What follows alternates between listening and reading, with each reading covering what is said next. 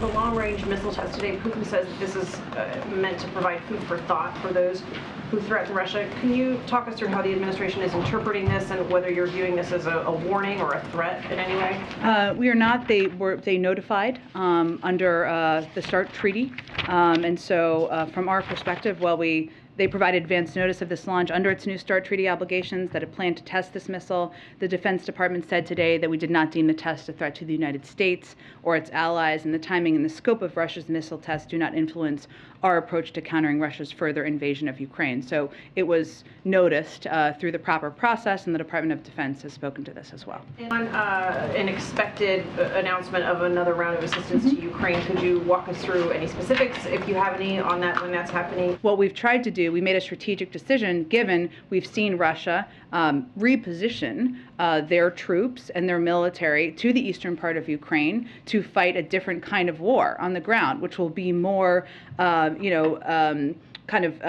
shooting back and forth through long range. And so we have been working with the Ukrainians and the Ukrainian military to determine exactly the kind of security assistance they need for this stage in the war. And that has included an increase, as you've seen, in artillery and ammunition and weapons like howitzers and others that can do these are effective in this long-range shooting and long-range fighting that we are seeing, or we anticipate will happen in this stage of the war. So we have been expediting this assistance to the ground over the last couple of weeks to ensure they are prepared as this portion of the war is starting. Not because they are using all of it in 7 days, but because we want them to have all of this equipment as quickly as possible as they prepare to fight this war on the ground.